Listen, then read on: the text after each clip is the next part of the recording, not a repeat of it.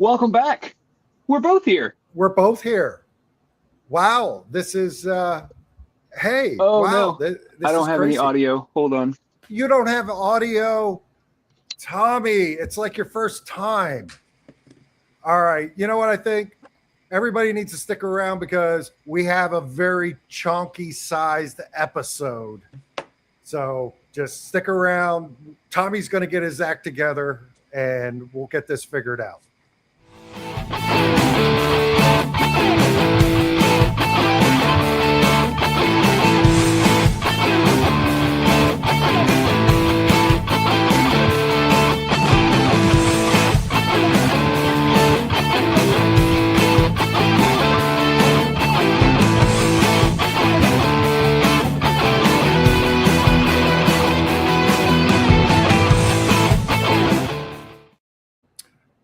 Well, hello, Mr. J. Did we lose Tommy?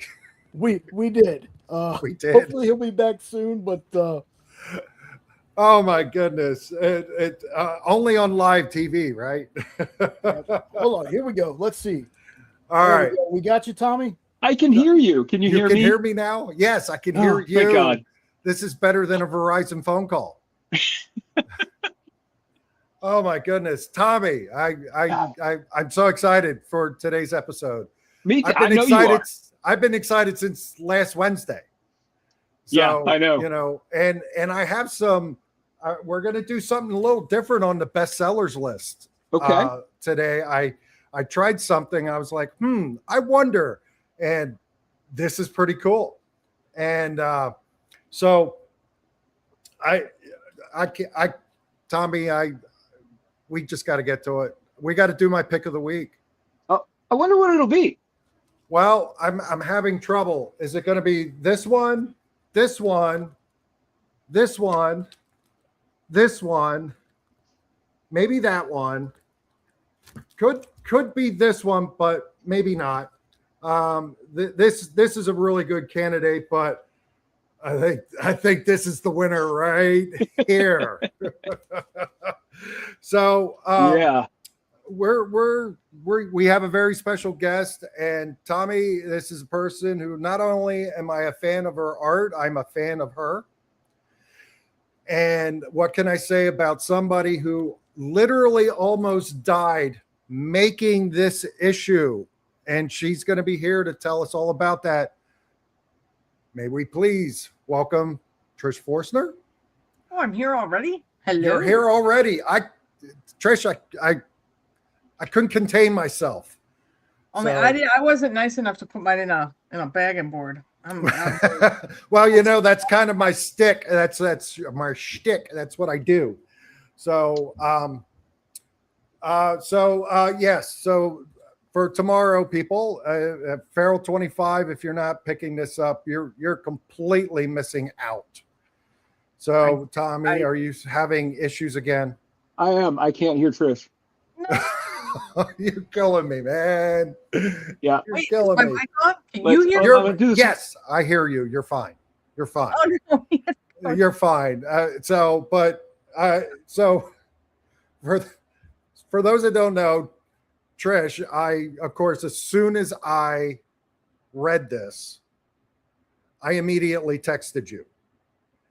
And I texted you, oh my God, oh my God, oh my God, oh my God, oh my God. Yes. And I was in the middle of a phone call with somebody else because we had some other drama going on back home. And then you're like, what? Like, what's wrong?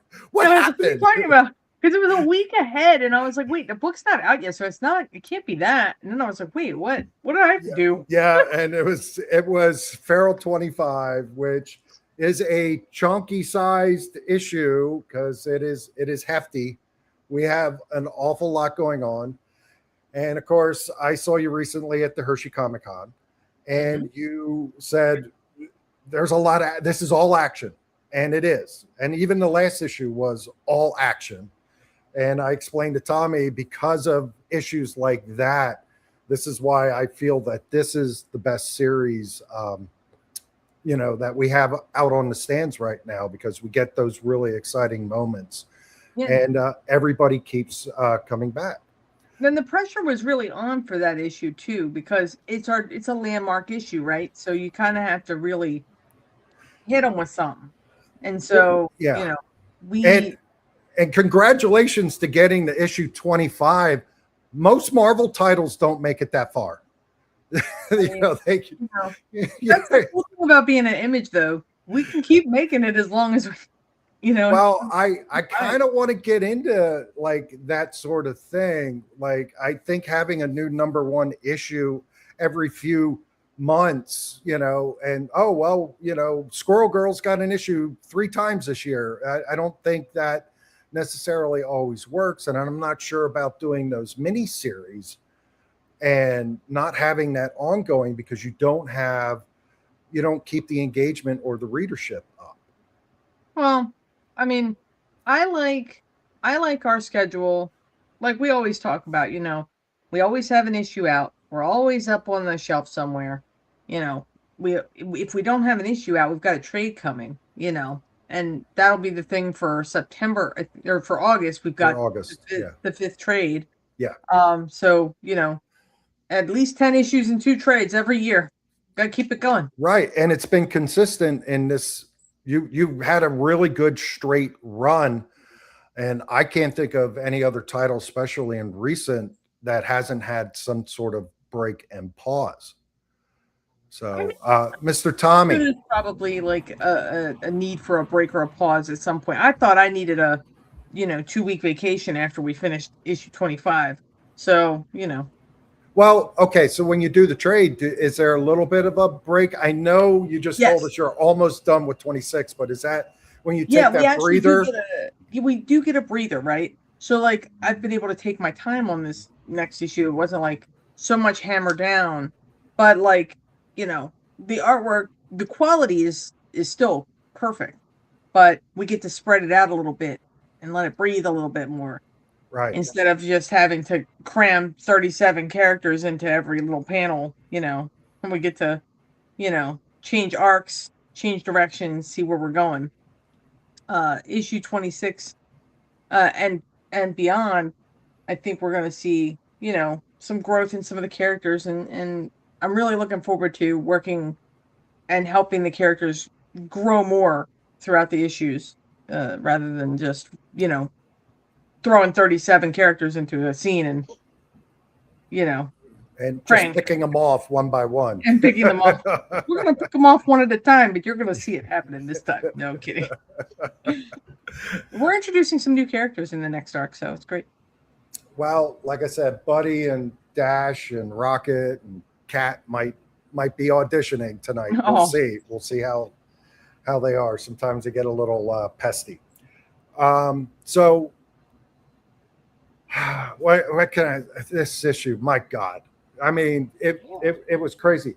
It was the first thing I read, of course, and the last thing I read, because I reread it right before just to kind of get a refresher here. And I'm having a feeling that something is not going to go well for one of our casts. I don't want to spoil too much because the book's not even like in people's hands yet. And the book's been in the can for a while, so it's just like, God, I've known about what's happening for months. So it's just like, I want to tell everybody I am the worst at keeping secrets. No. The worst at keeping secrets is Tony.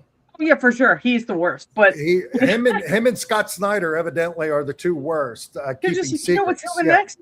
Let me show you. Well, so 2 years ago in LA at Comics Pro, it was the cat lady thing, and I just said, well, this cat got, they got bit or whatever, or they were eating one of the other cats or something. And I said, well, doesn't that make them? And he goes, well, do you want me to spoil it? And I'm like, no. And then he tells me the next 60 issues. So I knew what was happening here at the end, and I was still shocked. You remember at Hershey, I was like, look, this is my favorite page from the issue. And you're like, look, we got fire. We got fire. This, and I'm like, this looks awesome. It was like, and the colors really like killed it too. So like that page has even more impact than what I had originally intended. And so, that page came out so good. Like if I had to pick like a favorite panel out of that issue, it's gonna be that one. Yeah. So Trish, But I don't want to spoil it for everybody because no, they got to read it, and there's great covers. And Now there's a lot after of covers tomorrow, on I'm this. gonna spoil it. After like if Thursday, I'll be spoiling it for everybody. You got one day. Get it? It's kind of like the rule for like people going to see Marvel movies now. It's just like, you got one day. Yeah. You got you one day. got and then- until the end of the movie. Yep.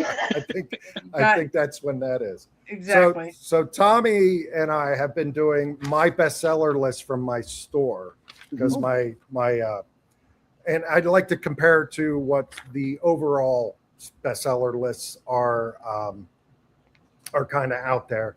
So the what I tried to do this time was I was wondering, because I can consolidate by series. Oh. And I'm like, Right. what were my best-selling series this year so far, up to this date, and just did a year thing. So Tommy, what do you think number one was? Overall series, including all the variants. All the variants? Including all the variants. And this is very important because I'm going to bring this up with Trish later. Okay. All right. Number one. Come on, it's a no-brainer. Whatever is it? Comic series, period. Well, For you, it I would kind say of looks Feral. like no. She was right. It's Absolute Batman. Yeah, I Come was on, gonna say it's absolutely. I was trying to Batman. think of the issue number that would have been number one. Probably number one. But No. and then no. It dawned The on me that you series. meant series. series? Yeah. Series. I actually series, just huh? got on the Absolute Batman train myself. Like I had been like putting it off because it's too popular. I'm just like, no, I don't want to. Yeah. No, don't do it. And then I picked up the first two trades when I went out the other day. Okay. And there's a new Third Eye 30 minutes Yeah, from my I house. saw- So I was like, let me go look at that. And so So you got a Clayface from me, the number one. Did you get a chance to read that yet? no, I didn't want to Okay. read out of order. Like I kind of want to, because first of all, Clayface Well, is awesome. Well, Clayface is just by itself, I believe. It's by itself. Yeah, No, I didn't read it yeah. yet. That's a stand. Yeah. That I don't think is. He's So- like one of my favorite Batman villains. And also this list here is by quantity numbers, not by the dollar numbers, because some books are more expensive and stuff like that. So Oh, yeah. Absolute Batman is like twice what everybody else, the number two is. Tommy, real quick guess on number two. Absolute Wonder Woman? No, No. Martian Manhunter. No, not on the No? top 10 list. Oh. So, which surprised me. Not on the top 10 list. Like It's of all my- time, or what's the time period we're covering here? this year, Oh, okay. from the beginning of the year. Because I was gonna say Absolute Green Arrow hasn't been out that long. It's not out. Like I didn't get enough copies sold yet because there haven't been enough books out. It is Amazing Spider-Man because Oh. I told you for some Variants. reason, like Spider-Man has been selling really well lately.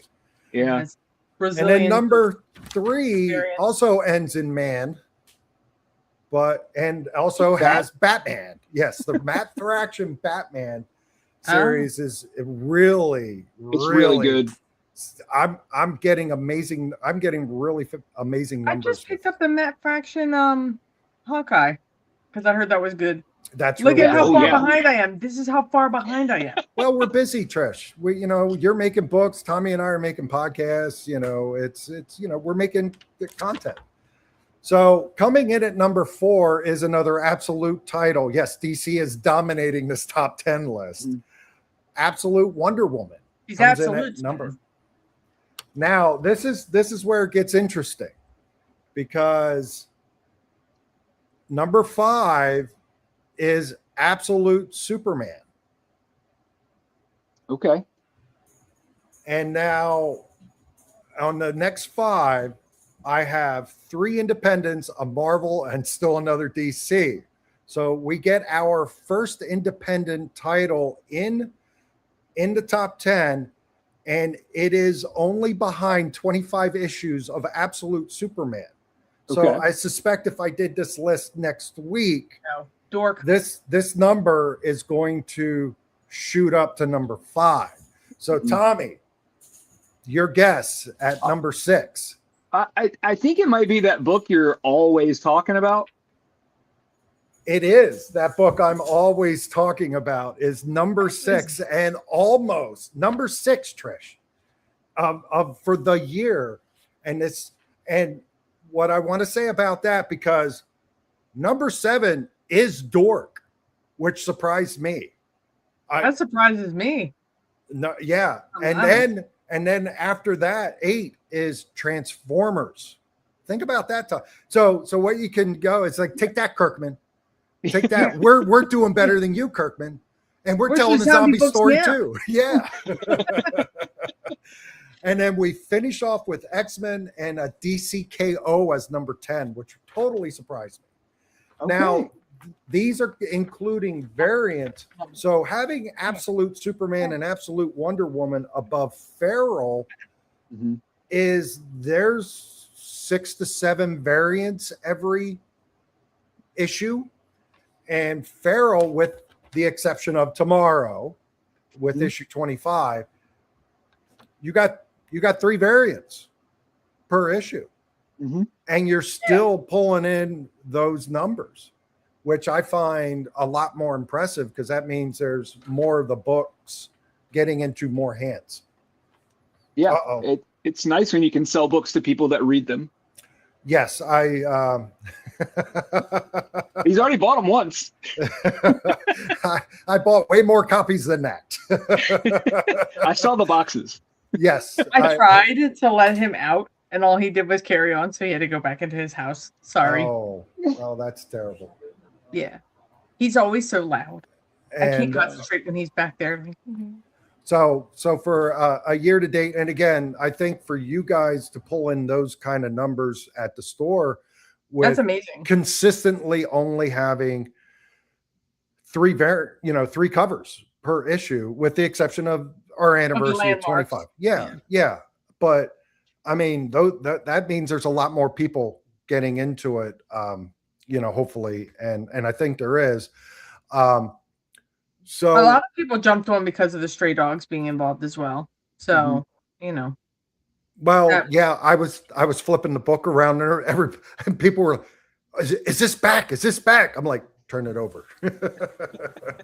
Well, it was really funny was because like the issue seemed so short, because the cat version, like the cat part and the dog part were only 10 pages each ish. Yeah. And people were like, "Oh my God, it's over already!" No, flip it over. Flip it over and finish it. we got both. We got both sides of the story happening at the same time, and I really loved the clever way of the flip when they meet at the last issue. Yeah, that was really neat. And of course, I still don't know. I'm not spoiling how it works in the trade because I don't know. That was one of the things at Hershey. I said to Trish, I said, "So how's this going to work in the trade?" And she's like, "Oh, well, it just wait. I don't know." Yeah, I totally blanked out. I like space cadetted. I don't know if he's gonna. I don't know if the layout has it like broken by chapter then, or how that's gonna work. It makes sense to me that they would take the centerfold and put it at the end and flip the dialogue on the last page. I'm pretty sure that's probably how we did it, but because you can't flip the whole trade, you can't. Right. Because the last issue is not like that. So yeah, layout wise, it could be weird. So Trish is heavily in the con circuit right now. We just did Hershey. You got Harrisburg coming up. I think you have something before Harrisburg at the end of August, right? I have Harrisburg, and then I have a local cat show on the 30th. There's like a little like cat meetup thing hosted by the folks that it's called Barks. They are an animal rescue association down here in Baltimore. So I'm gonna go appear at that, sign some books and stuff. Benefiting the kitty cats, at the rescue. Yeah, that's awesome. And then September is Baltimore Comic Con. Can't miss that. Let's see. October, I do have a small book show, or I say small in that I've not done it before, but it's like an actual book fair, like with real author. Like I say real authors. real books, like with no pictures. Books with words. Yeah, books with words. Authors. Yeah, like book authors, traditional authors, I guess. Yeah. Whatever. Those word people. Wordsmiths. But I'll be there. It's called Fright Reads. I think it takes place over Halloween weekend. That'll be fun. So spooky scary cat book on spooky scary holiday weekend. Fantastic. Yeah. November, Chattanooga, Tennessee, for Chattanooga Con. That'll be the first show that all 4 members of the Stray Dogs and Feral team will be together at the first show ever. We have never all been in the same place at the same time. Yeah, in fact, that sounds amazing. Yeah, I met Brad only one time in person, and that was at Heroes Con last year. And that was crazy. I didn't even know he was there. Like he didn't have like an advertisement or anything. Just people started coming over from there, and they said, Brad Simpson's over there. Right over there. And I was like, where? Show me. Take me to him. So Brad is amazing. He doesn't do a lot of shows. So everybody who's got my autograph or Tony and Tone's autograph from the tour, he's gonna have a line around the building for him. Right. Yeah. You know. Oh, cool. Yes, that's Matt Blasey. He wrote one of those books with words in it. With words in it, yes, about the Blair Witch Project, the making of the Blair Witch Project. So, oh, sweet. Oh yeah, you told me about that. Yeah. Yeah, so, that's a local story, the Blair Witch up here. Yeah. So if anybody ever has a chance to see Trish, and of course, why wouldn't you go see her? What you need is a healthy amount of blank covers. And you bought them all, didn't you? I bought them all. And then you get her to make it pretty. So Tommy, we've seen what Trish did at Hershey, but one of the first books I got done from Trish was at Harrisburg last year. I had a couple customers that were making fun of another vendor at a previous show that had Action Comics facsimiles at like $70. And they were like, oh, do you have this book at $70? I said, no, you know what I have? I said, I have blank Action Comics over there, facsimiles. And I said, if you were smart, you would go right over to Trish, have her go there and say, you know what? Put Crypto on here in the Action Comics cover. And after I said it, I went, wait, that's a really good idea. I'm not giving it that. I'm not giving that to those losers. Sunday morning, I run over to Trish's booth. I'm like, Trish, what's your sketch look like? She goes, I'm open. All right, this is what I want to do. And she just gets this big smile on her face. And she goes, cool. Crypto's going to make a car a chew toy. So, Tommy, you haven't seen this. I have not. That is so cool. So this like is the cat running away. He's like, oh God. Yeah. And it's like putting the cats in substitute. And if you look real close, we got an angry squirrel driver there. So he's an angry squirrel. And then Elsie's down there freaking out. And and then the one running away kind of looks like Lucky a little bit, but he's like, I like that guy on the bottom of the Action Comics comic where he's like, I need to put that cat there. So then at another show that we were at together in her probably right near her hometown at Clandestine or Hagerstown. Clandestine. That was at Hunt Valley. That was at Hunt Valley. And that was like I'm digging through my tray or my blanks, and I'm putting through, and I saw Blue Falcon and Dynamite, and I went, ooh. And I said, Trish. And she goes, you want me to draw Blue Falcon and Dynamite? I said, no, I want the cast of Feral cosplaying as them. So of course she said the obvious choice for this is Moosh and Ghost. Yes. Those are my boys anyway. And back here we have the cat signal, which is awesome. So that was a good one. I get the best commissions from you guys. And the best thing is she takes pictures of all these and then posts them on her Instagram. So everybody should just be following Trish just to see all the cool stuff that she draws. Now, of course, Trish, tell everybody, what is your big money maker when it comes to the sketches? Oh, pet portraits. for sure. Yeah. That, I'm the pet portrait lady, and I don't take that for granted or say that with any like, like, oh, I wish I didn't have to draw people's pets all the time. That is my favorite thing to do. People will show me, and tell me all about their pets, and sometimes it gets to be a lot because you're memorializing someone's pet if they passed away or whatever. They tell me about, oh, I had this cat since they were a tiny baby, or I've had this, dog since they were, 8 weeks old, and they had this big long life with me, and I love them. And I feel like sometimes my little sketch is not enough for the, for the love that these people have for their animals. And I feel like I need to spend more time on them. But who has time? You're at a show. You have to, you kind of have to hustle.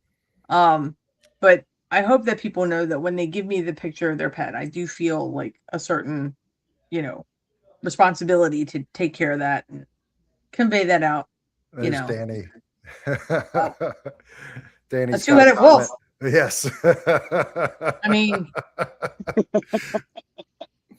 I could draw that. Yeah. I drew a wolf man. I drew a wolf man that was more wolf than man at Hershey for a gentleman. Very good. Yeah. So yeah, I'm the pet portrait lady, and I'm happy about it. So before I get into this next round, Tommy, what is your pick of the week? Not just because Trish and I are here, and not that we would, maybe pressure you into an answer, but there were with your heart, man. There were a lot of excellent books this week, but I am a lot of books out this week. I am a latecomer. Paul sort of I don't remember when he first started telling me, you have to read this, but it's been a while. And about a month ago, I was like, okay, I'm going to do it. And so I read Stray Dogs, and then I read all of Feral. So I got caught up reading Feral about 2 weeks ago. Wow. Yeah. That's the cool thing about having all these trades out. People can get caught up fast. Yes. And I can tell you, the shop that I work at, I don't have a top 10 list like Paul does, because I sell 10 copies of Absolute Batman. Like I sell the tiniest amount of comics. I work in a Pokemon store. But I've had to restock the Feral trades 3 times this year. Nice. So it's one of my best sellers too. It is the easiest thing to put into somebody's hands.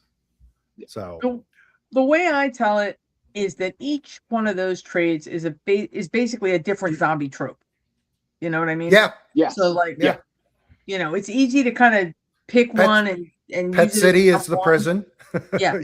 That's the prison part of Walking Dead. We've got a cult. We've got the Cat Lady Cult House. We've got, the Wilderness. You've got Pet City, which is, oh no, cannibals, oops, all cannibals.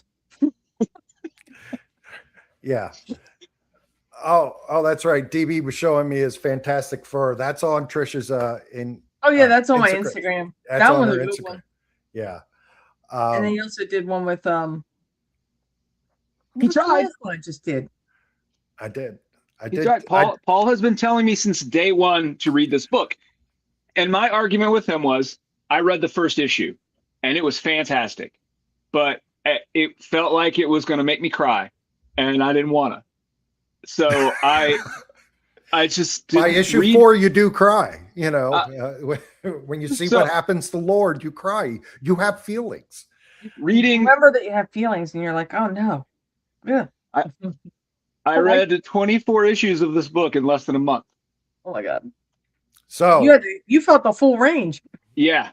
It hit hard and fast. So I'm not saying no pressure, Trish, but aggressive positivity gives Feral 25 or Feral 2 thumbs up. I'm just saying that could be on the back of a trade.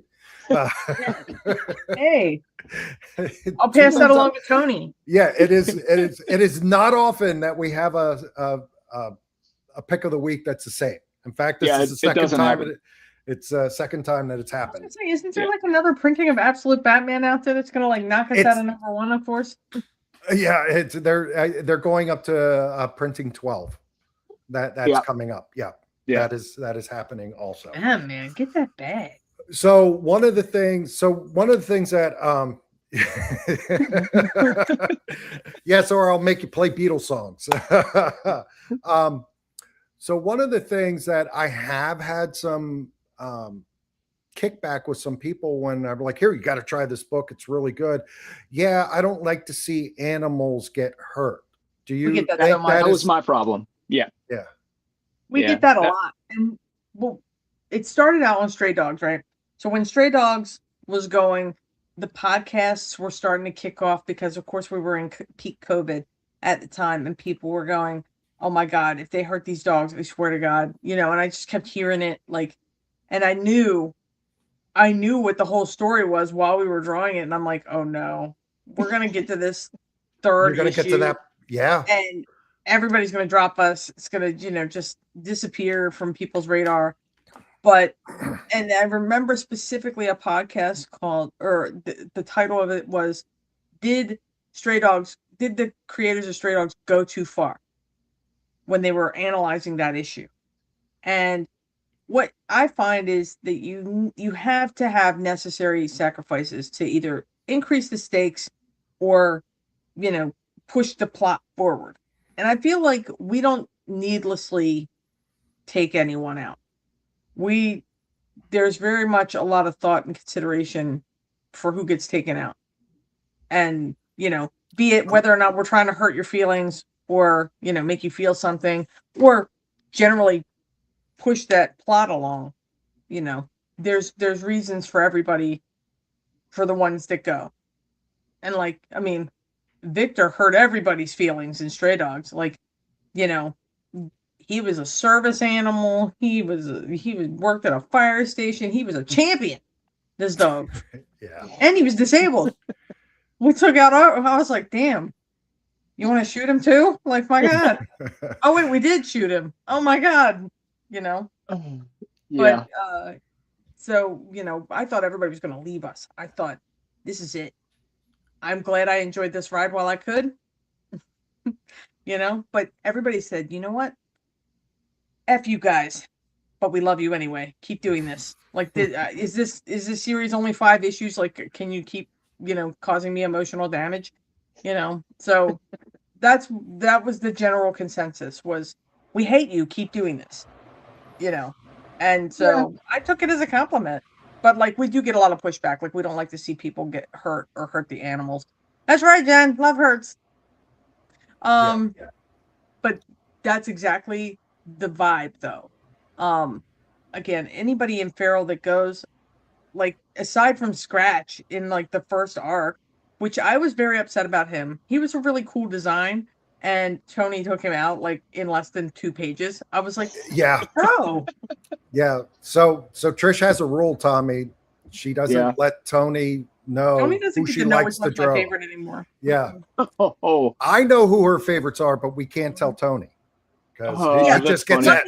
He just gets that. He's like, yep, don't get attached, But so I loved Lucky's design. I hated drawing him repeatedly with all those stripes and just, what a menace he was.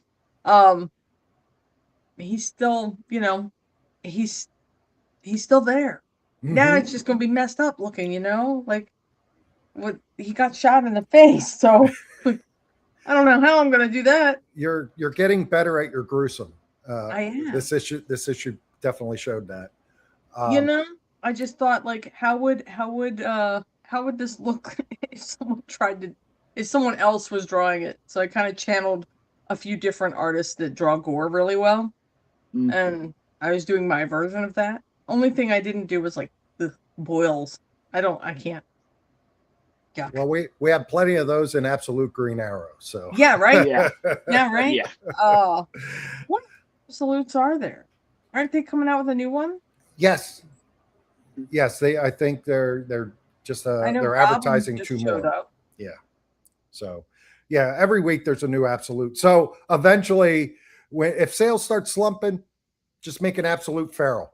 That's Alternate right. universe, absolute feral. I've been Cats telling on all the steroids. creators, just make, just put absolute in your title and you'll be good. And Instead of cats, they're all like lions. Yeah, they're all battle beasts. Yeah. Yeah. But keep that that's schedule going. That is the thing. Keep up a nice, consistent schedule, and then we don't have the drop off. Like I don't think Feral. Well, you notice Saga's not up there. Something is Killing the Children isn't up there. And those were big books. And they're great books, Yeah. Yeah, Absolutely. But when they have that long period of time, at that point, I don't know if people just wait for the trades. And, I'm not sure. If you're waiting anyway.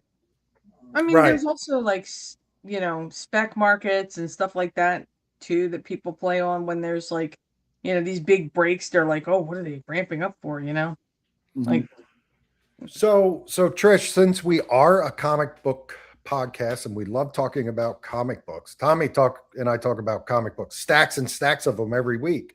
I've got a whole stack right here I just bought. What was your first comic book that you first one I ever bought? Yeah. The first one I ever bought with my own money as a child. Yes. I was walking to school and I went into the little like Highs market that we had. They had a little spinner rack. And it was an Alvin and the Chipmunks #1, 1992, I think it was out.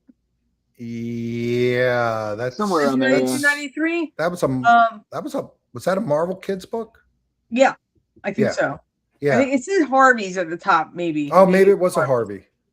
But anyway, I used to use those as drawing references because I would draw Alvin and the Chipmunks. That was like, I was super into like the Disney afternoon books and all the Looney Tunes and stuff like that. So I would buy these books and just use them to draw from. I didn't buy Batman's and Superman, because I had no interest in them at the time. But, as of course their stories are iconic and everybody knows them. So, but I was drawing strictly animated cartoon characters at the time. So I was using them as reference. And so I know I don't have it anymore. I don't know whatever happened to it, but I had it. Yeah, I had a dog-eared version of that in my book bag. Nice. Yep. Yeah. And I had I think it was only 5 issues of that.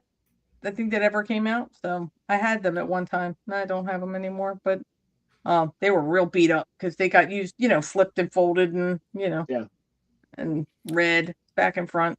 I mean, that was my style of Alvin and the Chipmunks too. Like, not the newer versions, that version. The 90s version of them. Yeah. That's like the best version.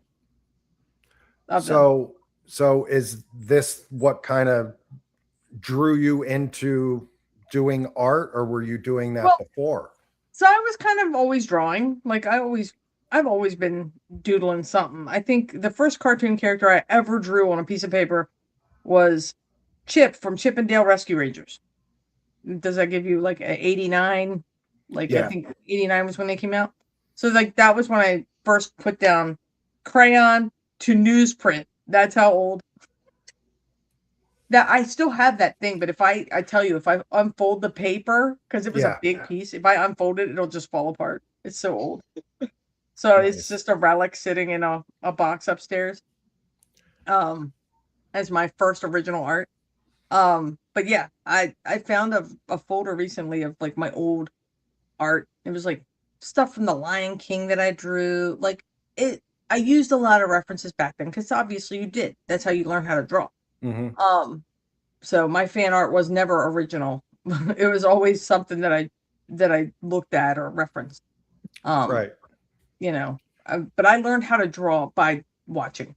So, watching the greats. I learned again from animation. I didn't learn from the people who worked on comics, which, they can almost, cross over. There's a lot of crossover in that in those fields now.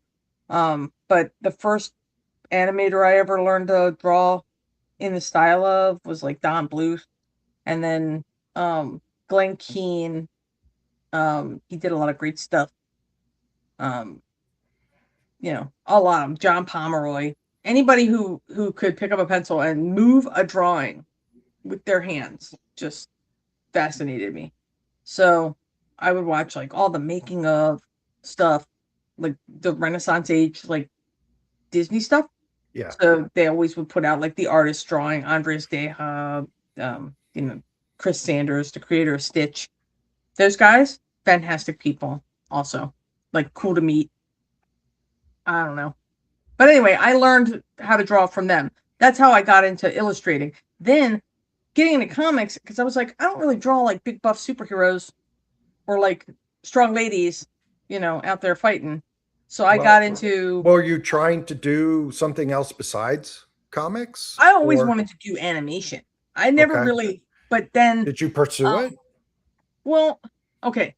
So when the first Toy Story came out... Yep.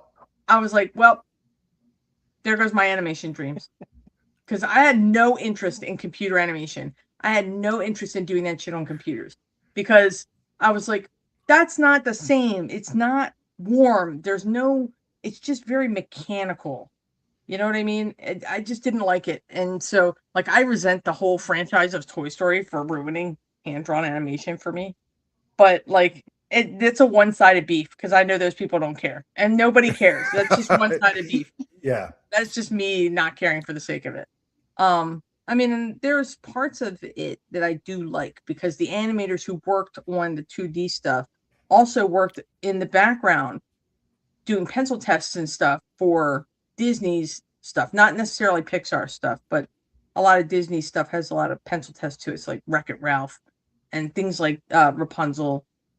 Those ones have pencil tests that went along with it. Yeah. They wanted that to look more, they wanted it to look more fluid, like it was drawn by hand.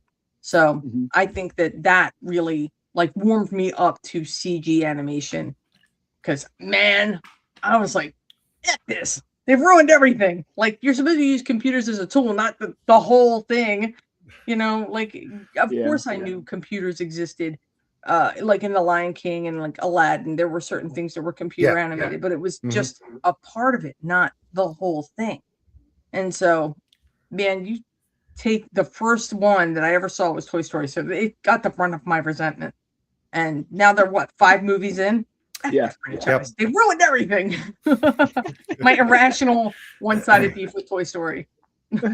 Well, the amount of bands that when they started off, and I said, they're never going to go anywhere. And now are like, turned into major bands. I'm like, what do I know?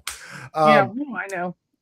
I don't know. So then when did you get into doing comics or how did that start for you?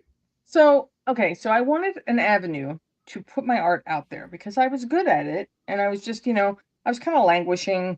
Like it was like the early days of putting your stuff online. So it was like fan art stuff and DeviantArt and all that stuff. And so I was kind of like languishing there. I was putting my stuff out and I was like, this is fine. Engagement was minimal. And so fast forward a bit of putting my work out there, improving. And then My Little Pony, Friendship is Magic, the cartoon comes out. And I'm like, oh, this cartoon looks great. Like the style is simple enough. I can replicate this.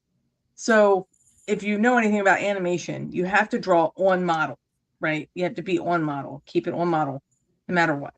So that's kind of how, we run Feral anyway. We kind of run it like an animation studio. So I was doing that and I was doing that quite well. And I started, doing commissions and stuff like that. And then BronyCon came to Baltimore and I joined their design team. And so I was drawing and learning the art of design and print ready stuff. And I didn't know any of this, I didn't know what resolutions you're supposed to work at for that sort of thing. So I learned a lot of stuff doing that. And design principles and things like that. Anyway, I start sending illustrations off to IDW because I wanted to do covers because I thought that comic was cute. I could do that. I'm good at that. I just found one of your covers. Oh, yeah. And stuff I was digging. I was trying to have it out for tonight. And nice. I don't remember where I put it, but yeah. I looked at it and I go, this looks like Trish. And then I was like, yeah, there it is. And what's really funny about that was like My Little Pony was like kind of like the furthest thing away from what I really wanted to do, which was to work for Disney. Like that was my whole dream. You know, and inadvertently I kind of ended up doing it eventually, but it's, you know, so anyway, I'm doing the work with My Little Pony, Friendship is Magic with BronyCon, and then I'm sending off stuff blindly to IDW. Like, I can do this. Let me do this. Let me do it. Let me do it. Nobody ever answers me. So there's this one piece I did. It was called Twilight and the Rainbooms, and they're all dressed up like Gem and the holograms. It's cute, right? It's a big crossover piece. 2 Hasbro properties. Slam dunk, right? So I make it a poster. I put it up in my little booth at the convention. And I know Tony, like I was a fan of his anyway, but I designed his My Little Pony character. That's a fun thing. Yeah, his My Little Pony, Pony Fleece. Pony Fleece. Pony Fleece. It's him. That's what I'm going to call him forever and more now. Yes. So his little pony, you know, he was a guest at the show and I was working the show. But Sarah Richard, a great artist friend of mine, she's lovely, has this really great art style. She did a bunch of like Sugar Skull My Little Pony covers for the comic. So I don't know if you've ever seen them, but they're great. Yeah. And they sell for like big money. But she saw my Rainbooms poster, and so she goes, "Oh my God, you should do covers." And I was like, "Yeah, I know." And I said, "I have no in there because like I tried to submit and you know, it just nobody ever answers." She goes, "Hold on." She takes a picture of it, sends an email. By the end of the weekend, I have an email from the editor asking me to do a cover. So amazing. I got onto retailer incentive covers at that point. Yeah.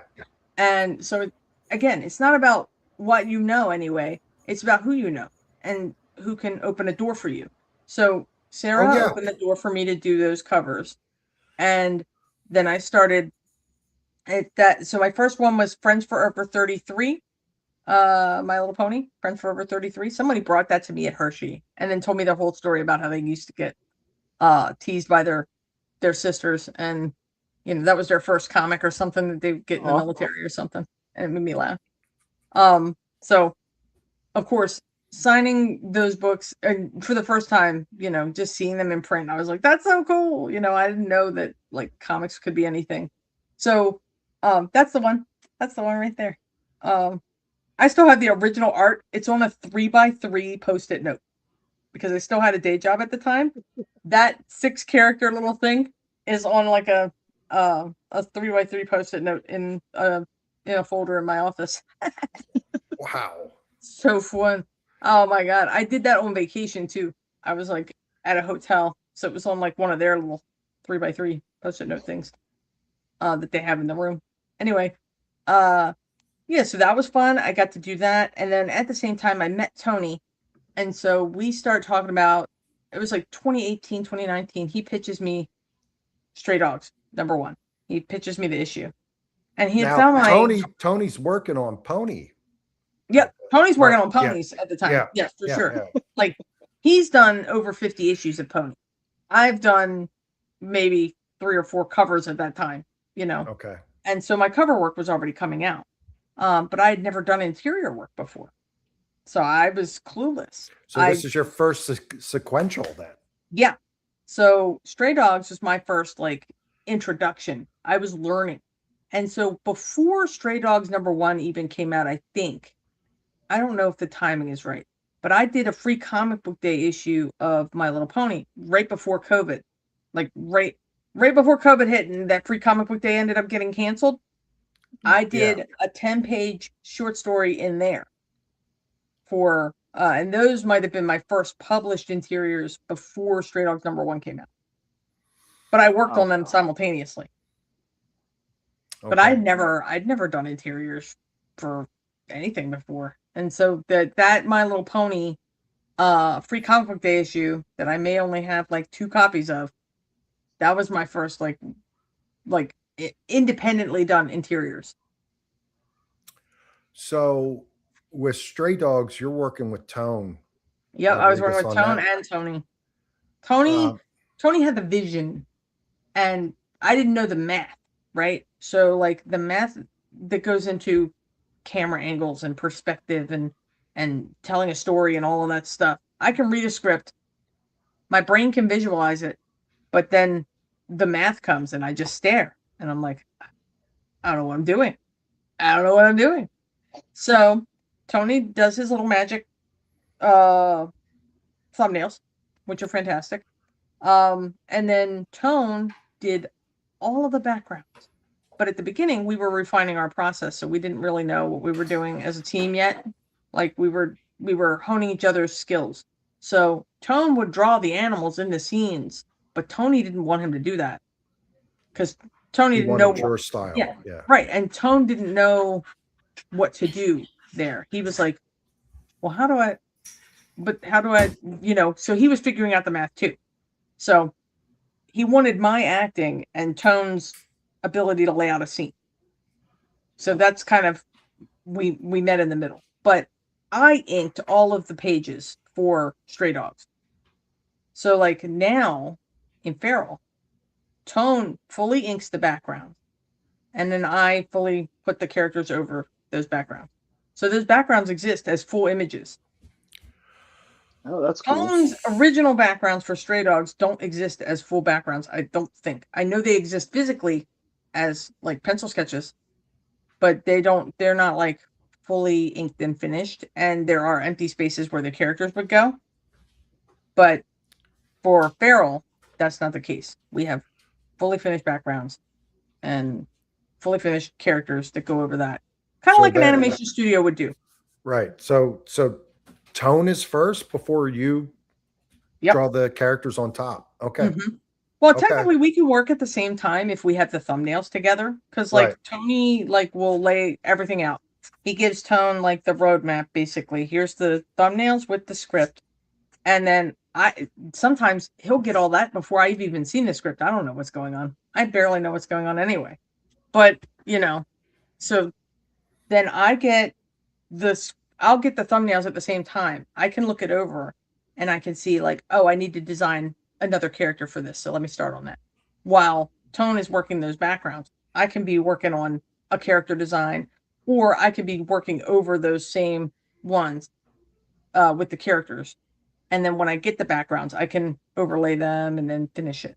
So like, it's a little bit of manipulation, of that artwork when it comes over to me, but it's not bad. It's in fact very fast. It speeds it up a lot because I don't know how I would have made it if I had to wait for the backgrounds to come in fully all the way. Because some of those backgrounds, I mean, you see them. Well, yeah. They're completely crazy. They're so complex. Tone does an amazing job. Sometimes he goes so hard, and I'm just like, bro, I can't keep up with you, man. Like, killing me, Smalls. And then it pushes me to, like, push the acting even more, And I know that, like, each issue we're kind of pushing, like, the terror level up even more. So it's just like, how do I push these poor characters, like, even more? Like, how do I push the acting even more? But that makes so much sense in the storytelling, because as it goes on longer, the threat becomes more and becomes more intense. And that is exactly what's happening. So as your art is also transforming into being more terrifying and more gruesome, as you like to call it, that totally makes sense, because everything else is getting ramped up, because this stuff is just getting real and more inevitable. Right. So once Tone does his part and then I do my part, then the layers are combined and given to Brad to do his magic on the colors, lighting the scenes, and then I get them back, or Tony and I get them back, and we, of course, as the eyes, we go through for consistency and make sure all the characters are colored, the way they should be. Make sure all the lights are the way they should be. Like, we just kind of add some little tweaks and some final polish, and then bam, Tony puts his letters on, and it's a book. And I mean, I don't think we can ask for a better process than that. And I know a lot of like artist friends of mine are like super jealous that I don't really have to draw the backgrounds, but it still has, you still have to kind of visualize the character in the scene. You still kind of have to, act a little harder. I mean, I'm like, well, issue 25 was literally 32 pages of crowd shots. So Yeah. like, I mean, there are so many characters so many characters in each page, I counted like each page had like some of those pages had like 60 characters on them. And I was like, well, this is going to take me 2 days to ink. Let's just get started. And they're tiny. They're tiny. I'm zoomed in. Like, we have to work digitally. And I'm glad, because if I had to ink those things traditionally, I would literally kill myself. I would run into the middle of my street. Yeah, because you don't have any storyboards of the original pages. Everything's digital, right? Yeah, because of the way that we work, because of the way that where we are and how fast we have to work, we don't have time to put it on paper. It's got to go in the apps. So like, I work in Procreate, Tone works in Procreate, then the colors are finished in Photoshop. Okay. Yep. And we don't actually use Photoshop for its intended purpose. I've never used it for its intended purpose. I've never manipulated a photo in my life. I use it to draw. In fact, I use it so rarely now that if I tried to draw on it right now, I wouldn't know what to do. It's so funny. This iPad changed my life. I've been so against the iPad for so long, and then I jump on the bandwagon for it, and I'm like, oh my God, this thing is so easy. I can just sit on my couch and do this. Are you kidding? So great. Yeah, that like before the show, I'm like, I'm just going to be inking the next issue until you guys bring me on, so we're good, Yeah, like I was. Oh, look, I got my Stray Dog sticker on the back, but oh yeah. I mean, I don't want to spoil anything, so I will flip to something that isn't spoilery. Here, I was drawing this rabbit. I was drawing that Rascal Randy. Yeah. For Exquisite Corpses. Yeah. This is going to be the remark on the exclusive that I did for somebody. So awesome. Yeah. So I was just kind of penciling it out just to see that I could replicate it a couple of times, But this thing changed my life. Like, I can do so many things in this one app. Let's see. I drew Jimothy, the raccoon, like we love him. National treasure. He would survive feral. Anything else? Oh, yeah. I've got Princess Donut. I was drawing her for no reason. Oh, you can't see that super light sketch. You can't see it unless I ink it, apparently. That's apparently the jam with this thing. I drew Ryan Kincaid's dog, because he passed away. Wow. Can't really see it, but I colored it on here. Poor little guy. But yeah, so like, I'm always drawing something. I'm always working on something. Procreate is what I use on here, even though I've heard good things about Clip Studio Paint. I really need to learn how to use it, but it has all the functionality of Photoshop, I'm told. Me talking boring program crap that nobody cares about. But no, I love this. These are things that I love always hearing about, like some of the processes. And if nuts and bolts of the process, yeah. Right. And if I want to work traditionally, I can use this as a light box to draw on the books. That's how I draw all my commissions. Yes. That's how I draw them at shows. I draw them on my iPad first, get the proportions right, then I go for the book. Although I don't think you used that on this one. I think this was total. Oh no, I used it for the car. Okay. No, I didn't, because the cover is right behind it. Yeah. The inside cover is right behind it, so I kind of like light boxed through that. Yeah. Because I wanted to get the car right at least, but that was the beginnings of me learning how to do that stuff. Because I was like, man, why am I killing myself? I'm drawing somebody's, dog or their pet off of my cell phone onto their book directly. But then, of course, when you're drawing, the perspective is weird. So, because your book is flat, your phone is tilted, So I'm like, so now the picture is kind of skewed to the left a little bit. And, I'm like, I got bummed out. So I started drawing it on my iPad first. And, making it work that way. Anyway, all right. It's 11. Don't you guys got to cut for a commercial? Yeah, we have a commercial break. So, but Trish, I can't thank you enough for coming on and having this fantastic hour of us just chatting, because this is, for me, this was great. So I can hang out a little longer if anybody has any questions. If anybody has okay. Well, all right. Well, Excellent. then. So I don't have a question, but we're going to stretch it out just a little bit. We noticed something. There's something's got to be done. I just have to say, all right. Okay. This all right. Here is one of my favorite covers Trish has ever done. Warcorns. I love that. That was so good. Yes. I got to play with the My Little Pony style, but I also got to use my super cartoony skills too. And it's very Lisa Frank. Yes.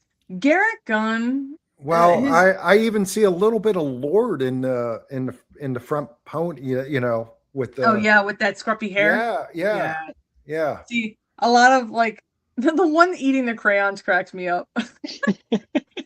Just the way that this story was explained to me, because I always like to know a little bit about the characters I'm drawing, so that way I can kind of get their personalities in.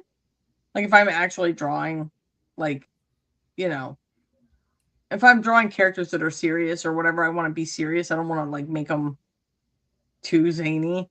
But they told me to have fun with it, so I did. I was like, let me just go as nuts as I can with this, and it was just a one shot, and it was an experiment for me to see what I could do outside of My Little Pony. But it really was more in that vein than nothing.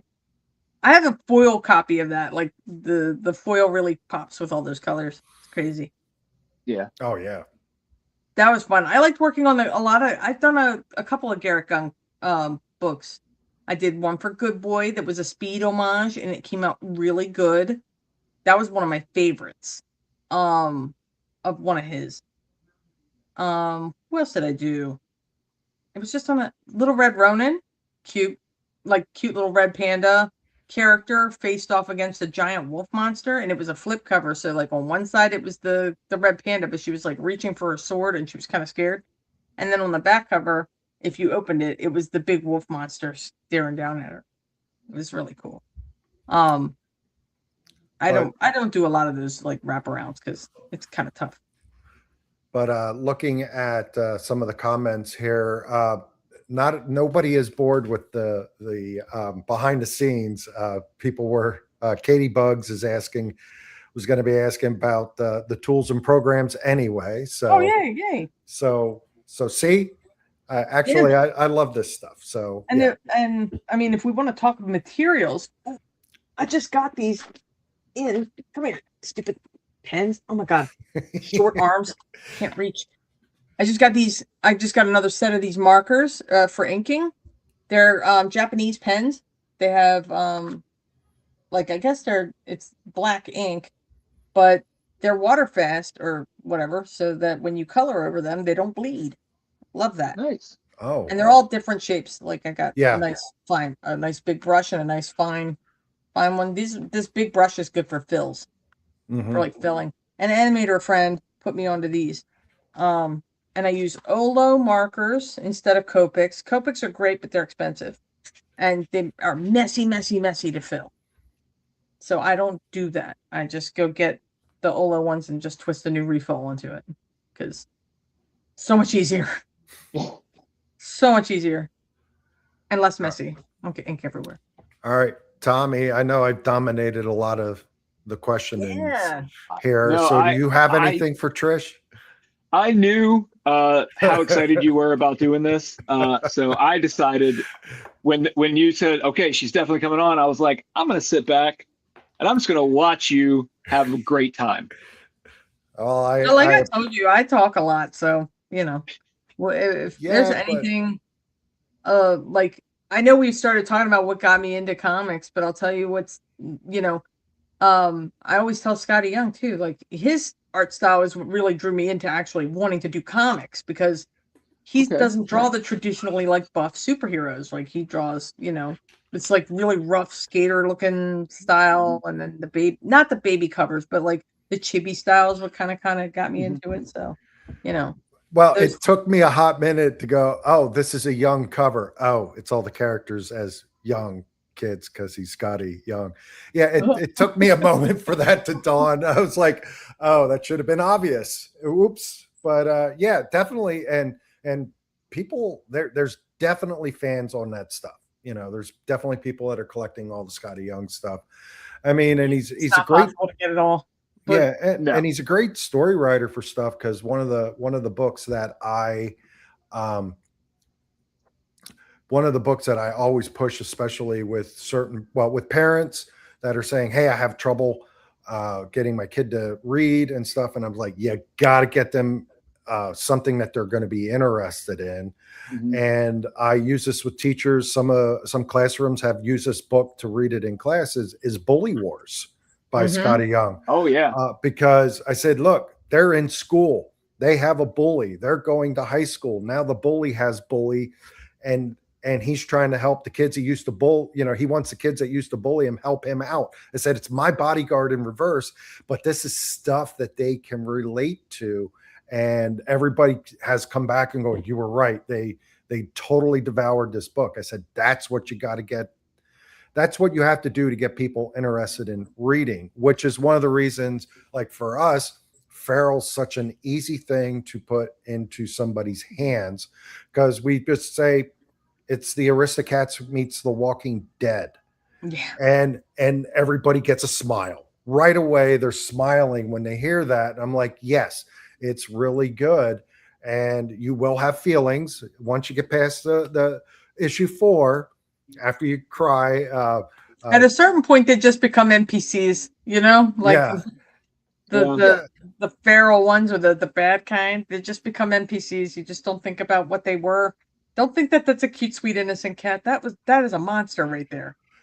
It helped when a lot of them were out in the woods, at first. So you had other creatures that weren't necessarily pets. So I want to bring, there's so many animals I would like to see us bring in eventually. And I've voiced all this to Tony, but I want to see us bring in animals that can't get rabies, like birds and and I mean, I'm not great at drawing birds, but I'll figge it out, Yeah.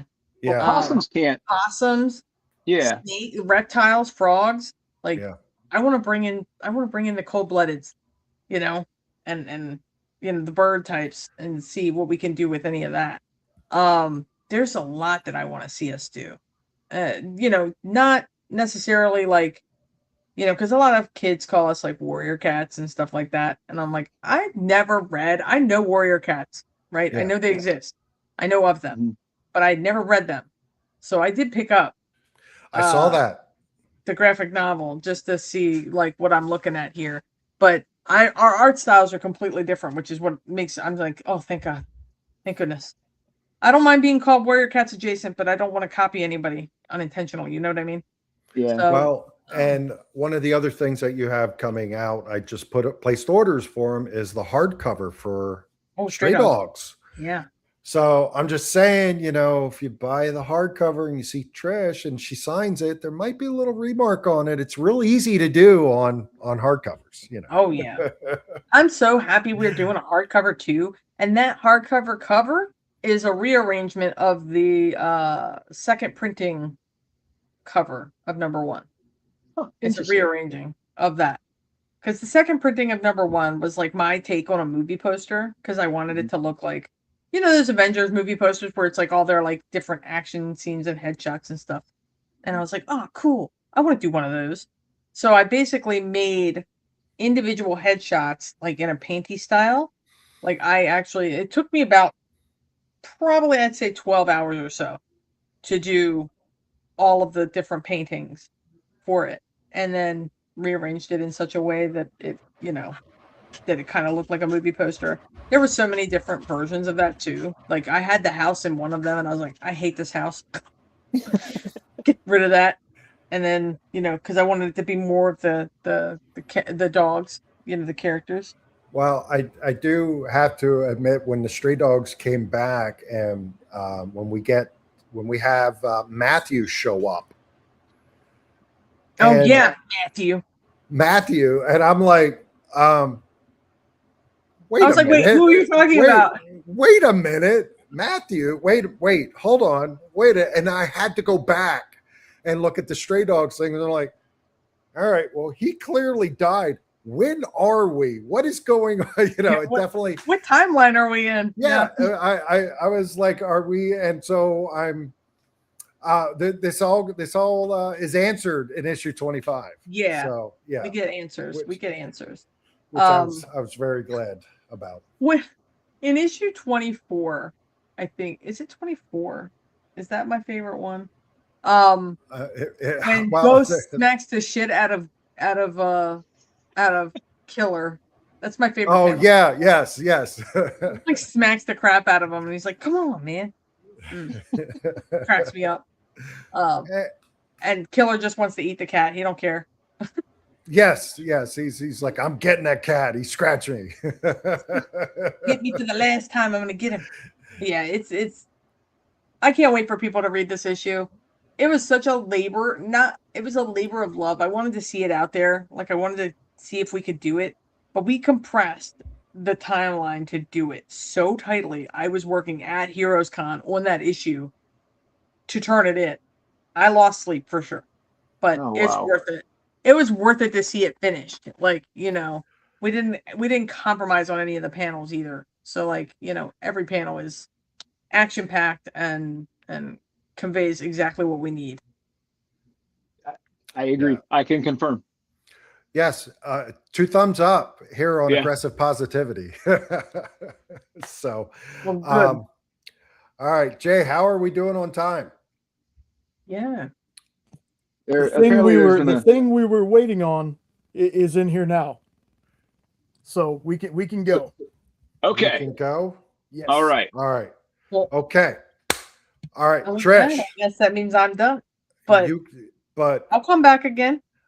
You are so welcome to come back. You just let me know. Even if you just want to pop in on the chat and just pop into the thing, and if we're talking about a book and you like, or you know, whatever, or just say hi, it's fine. We love having you here. This was super awesome. I love getting into the behind the scenes of everything. So yes, and look at that.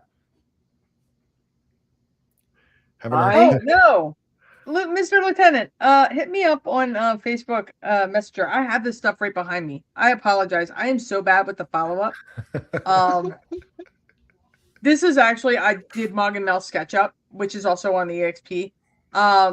And Lieutenant bought the package that I had. It's sitting right here. Hang on.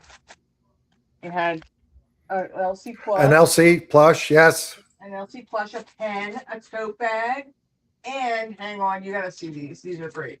But I buried it underneath of a bunch of blanks. So it's right here. Oh my gosh. Oh my goodness.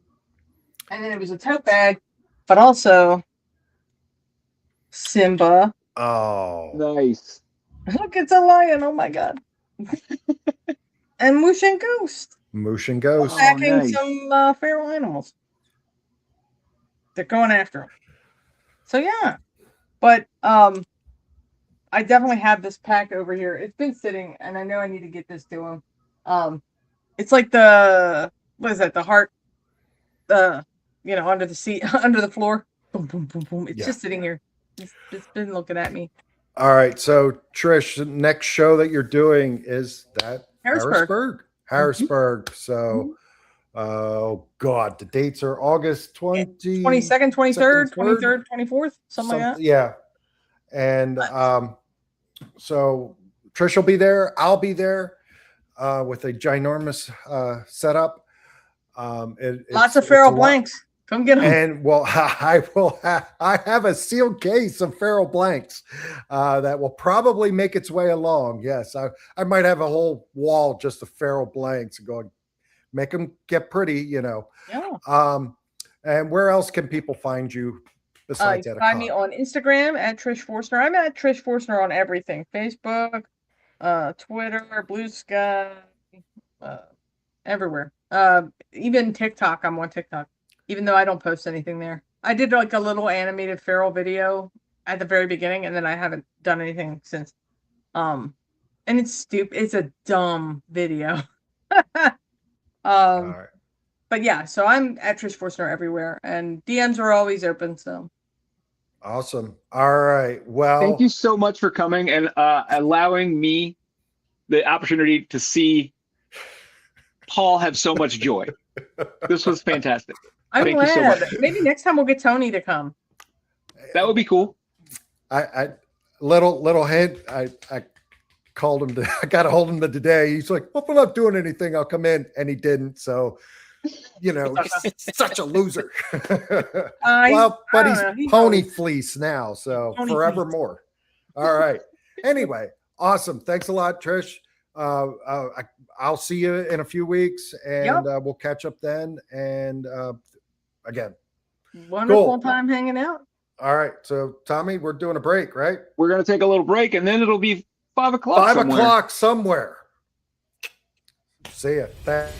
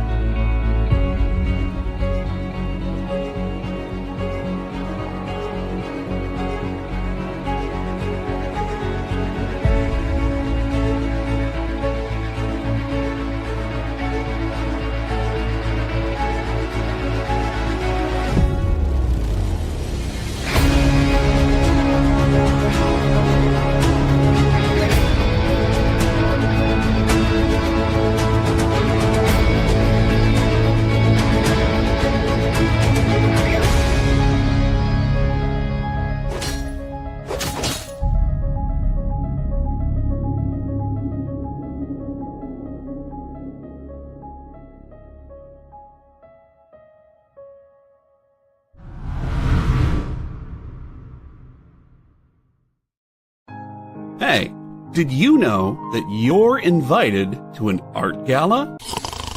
No, I mean the fun kind.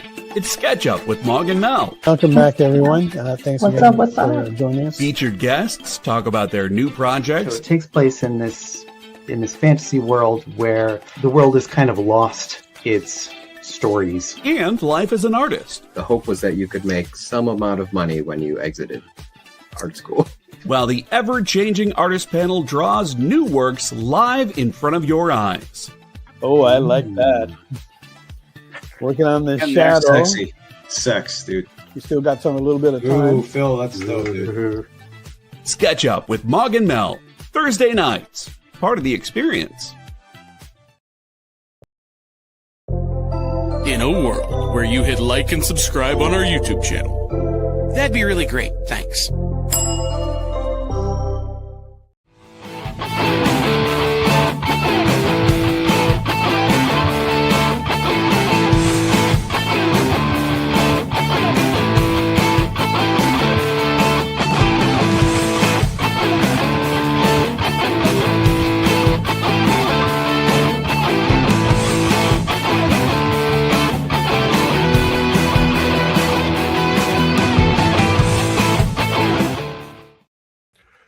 I hope everyone else enjoyed that as much as I did. Oh my God. That was such a good interview.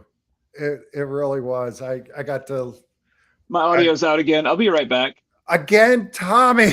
I need Trish back on. I got to have somebody to talk to here. Tommy's audio gets lost.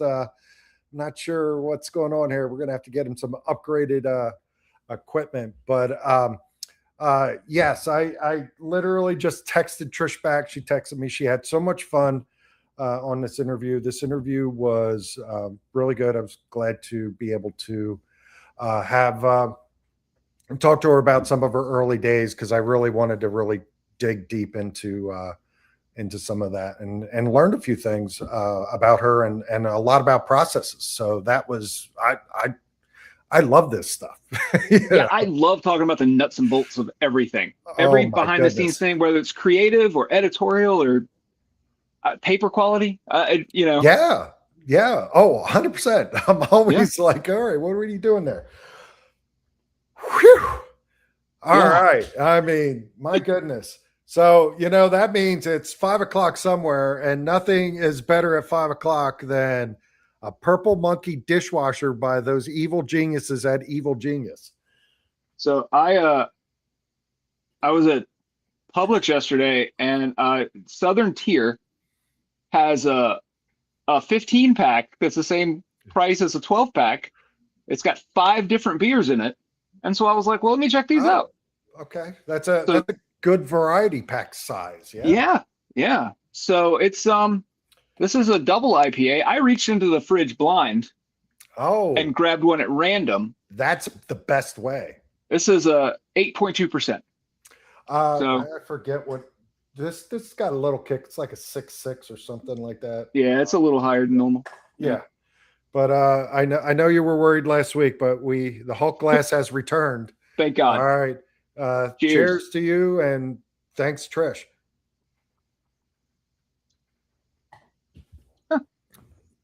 Pretty good. So, Tommy, I have some other news.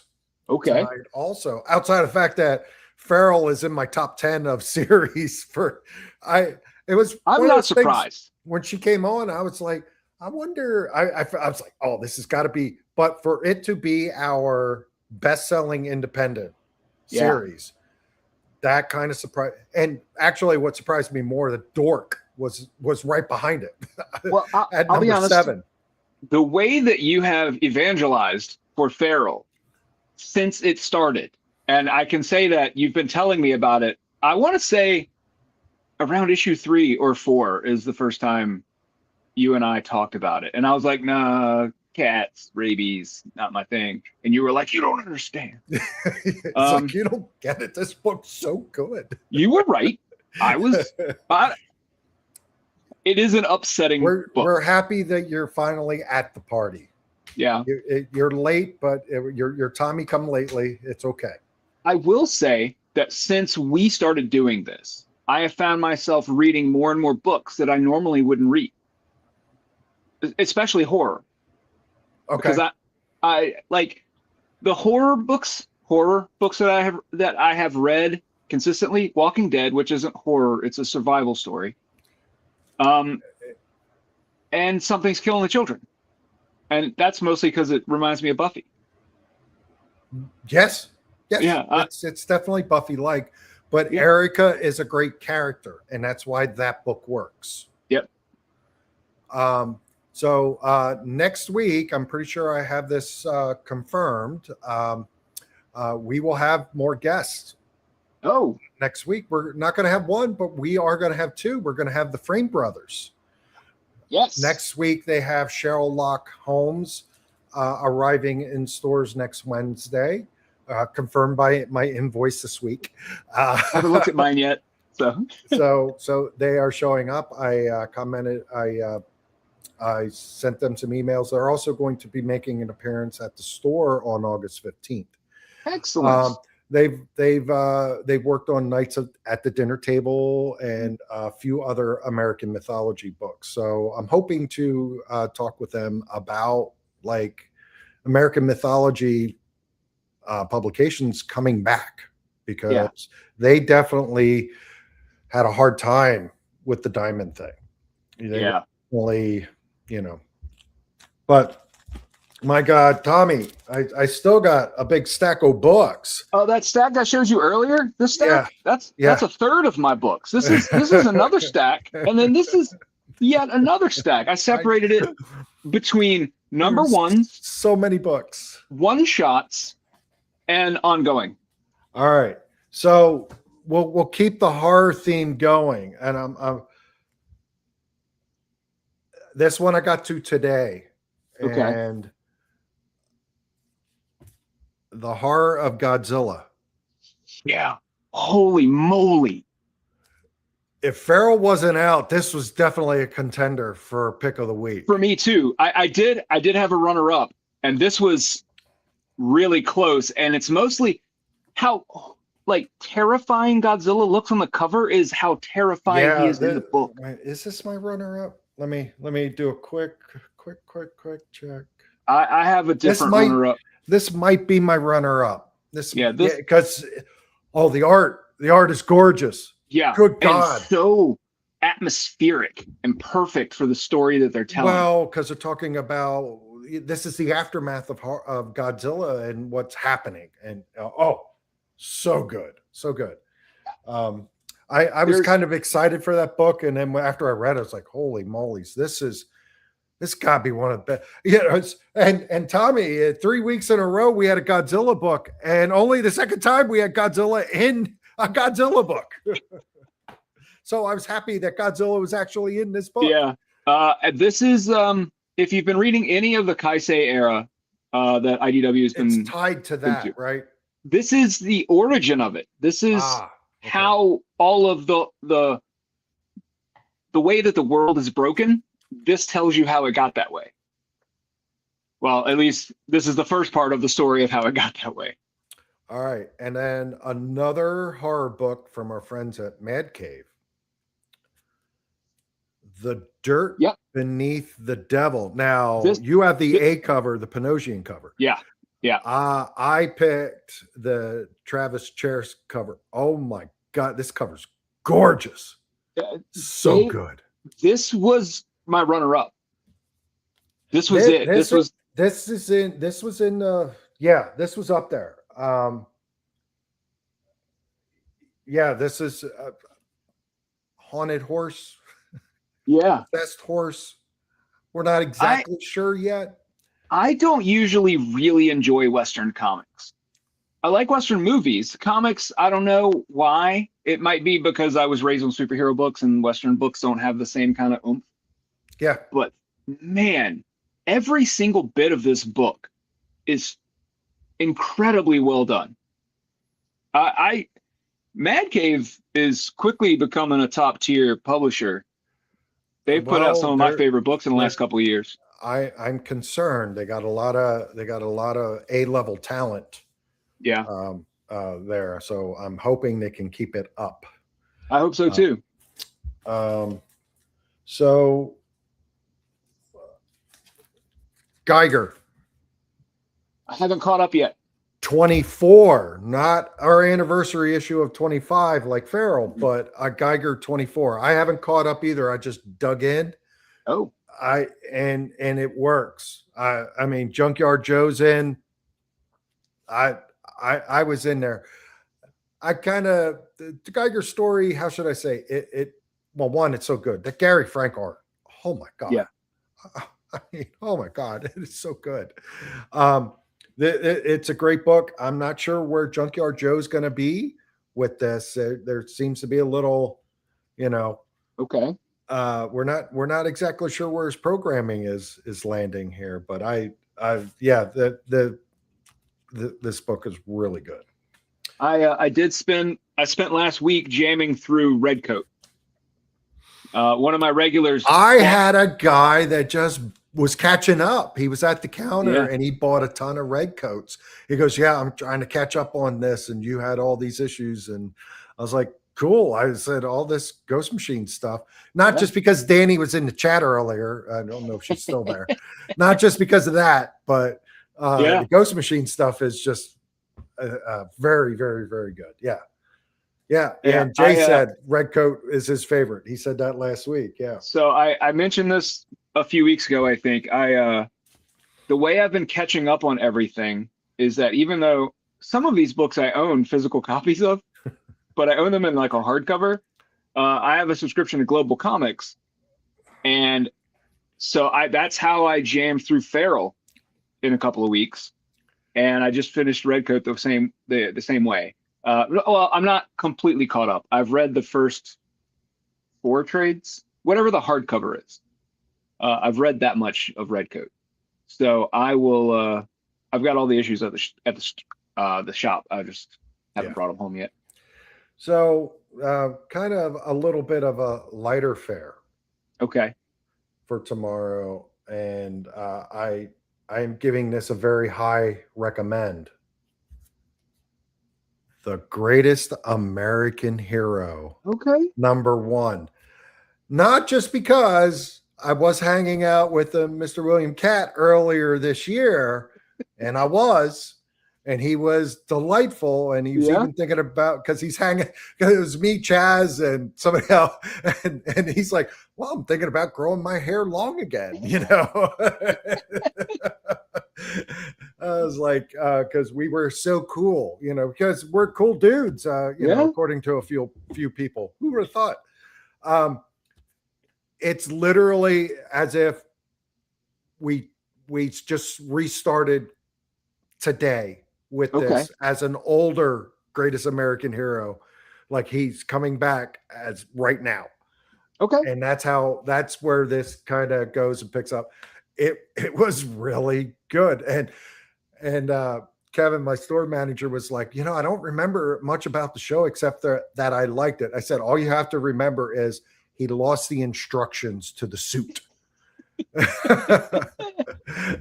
And that's all you have to remember, because that's still happening. Yeah. Oh my God. Yeah. So this is a super, super fun read. All right. I haven't been super impressed with most of what Marvel has been doing last couple of years, like a lot of people. And some of the stuff I don't really pay attention to. I'll be honest. There's some Marvel books that I just fell behind on.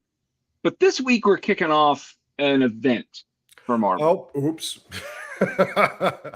And that would be Queen in Black. Yes. But I also grabbed Defenders of Light and Dark and the Hela one shot. Right. I have them here. I didn't get to them. So, okay. My question there is, are they necessary for the event book? Nope. They sure aren't. And they shouldn't be. Exactly. And I think that's why I enjoyed it as much as I did. I read the Queen in Black #1. And even though I did not read the any of the lead-in stuff to this, I didn't even read. I didn't read King in Black.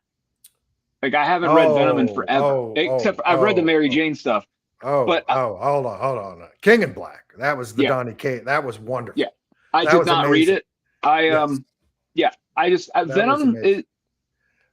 I loved Venom as a villain, and the only Venom run that I can say I truly loved was when Flash Thompson was Venom. I really liked the Venom, Agent Venom stuff and the Venom Space Knight. And when he was with the Secret Avengers, I enjoyed all that. See, I got back into, I'm not a big Venom fan. Yeah. For me, it's like, okay, what is he here? What exactly. Pick a lane. Yeah. But the Donny Cates leaning more into the horror stuff with Null, like it was like, okay, I dig this because we picked a lane, you know, and so I enjoyed that. King in Black coming out was really good.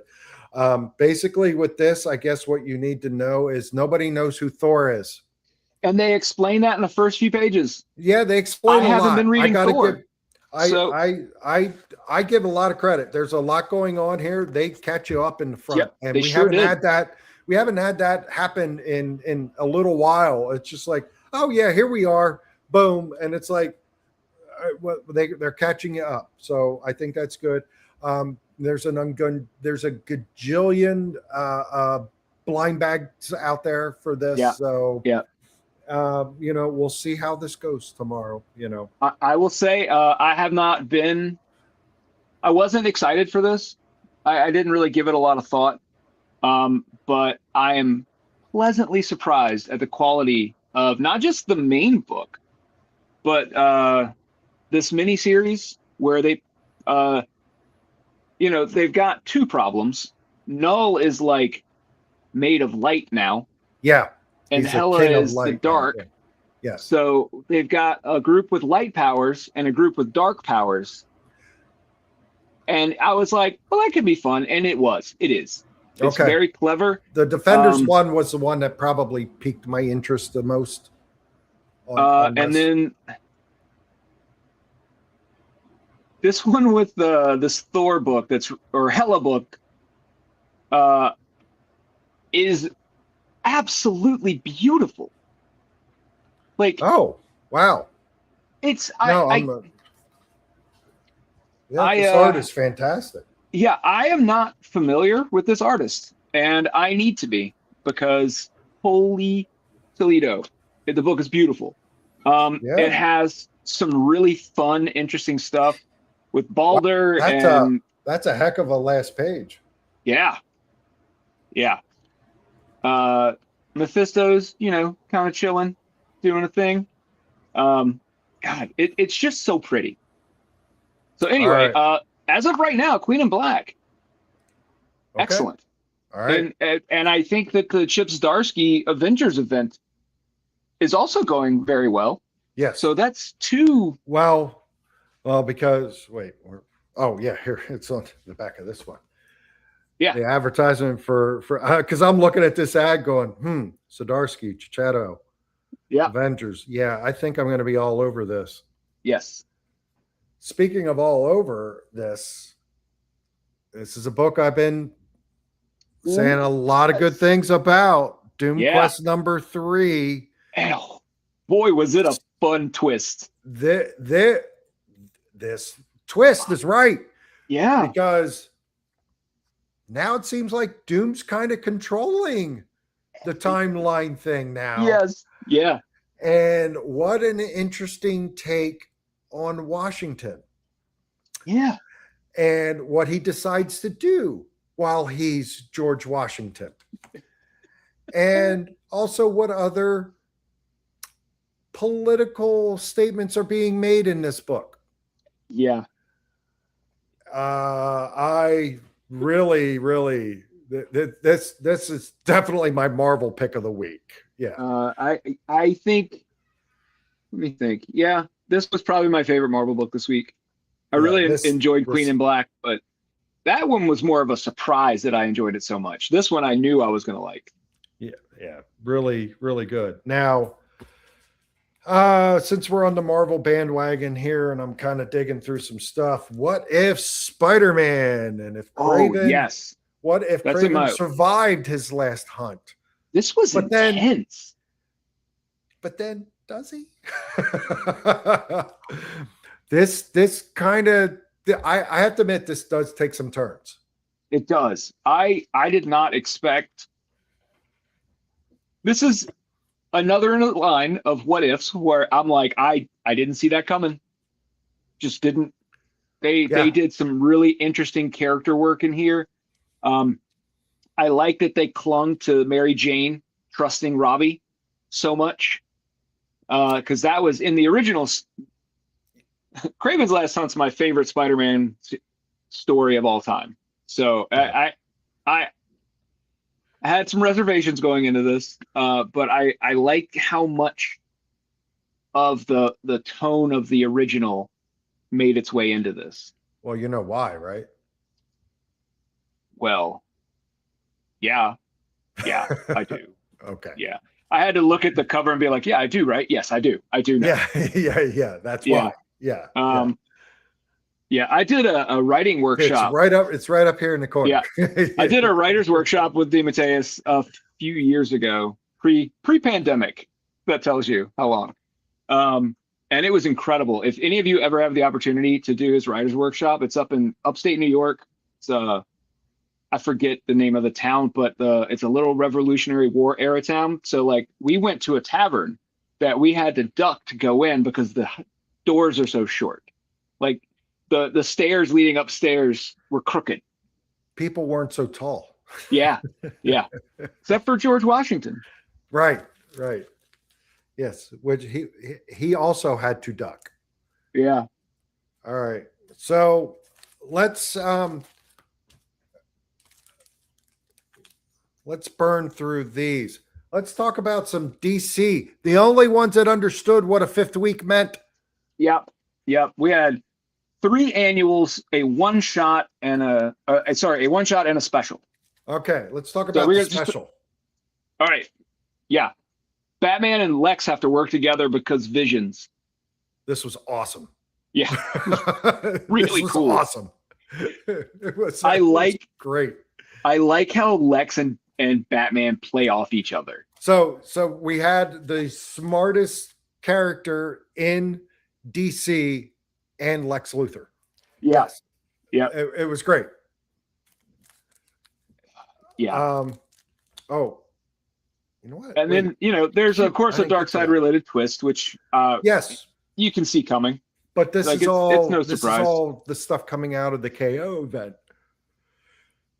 We also get a little preview of Static returning to Teen Titans, or I guess New Titans is what they are right now. So we get a little.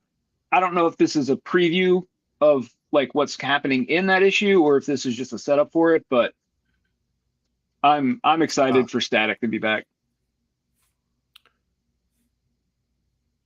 No, it was not Saratoga. It was Kingston. I kept wanting to say Jamaica, New York, and it's not. It's Kingston. Yeah. So a very delightful, yes, annual, heartfelt, world's really finest. sweet. When take your dad to work day. And then on the flip side of how sweet, and Alfred, yes. On the flip side of that's so sweet, we get this, which is half crazy action adventure with Lobo and half, oh my God, this is breaking my heart. Like the 1-2 Batman punch this week, pretty strong. And then we find out what happened to Superman. Yes. And then the one that I was really looking forward to. This was the first DC book I read because I had to know where Clark went after DCKO. And then we found out. Yeah. And we even get to last week's action. Yeah. We go right into it and stuff. So yeah. So pretty cool. Yeah. But while in the middle of doing all this, I want to send a shout out to our friends at Oni Press because they understand how to do helpful marketing. The Archie postcards. Yes. This postcard, which is advertising the new Archie series, which I'm actually excited for. On the back is a checklist of all the books that are coming out that month and a space to put your name and email address to bring this back to your favorite retailer to pre-order their books. This is perfect. And I know most publishers put out far too many books to be able to do this. Oni, I think, has the right amount of books, an incredible amount of talent, and the world's best Torma. I'm just going to say it. Maybe controversial, but world's best Torma. Yeah, okay. All right. Sorry, I wanted to make sure before we ran out of time that that's good. that. That's good. All right. So Tommy, I'm assuming you read this one. We both talked about issue number 1 of this, but issue number 2 of the Eye Collector makes me have even more questions about what the hell is going on. This is one of we have a whole new story start. I mean, what is up with this? It is visually one of the weirdest comics I've ever read. But also it's kind of beautiful. I if the hook was this is so out there that I'm, you have to keep seeing through to find out what the hell is going on. Yeah. It's working.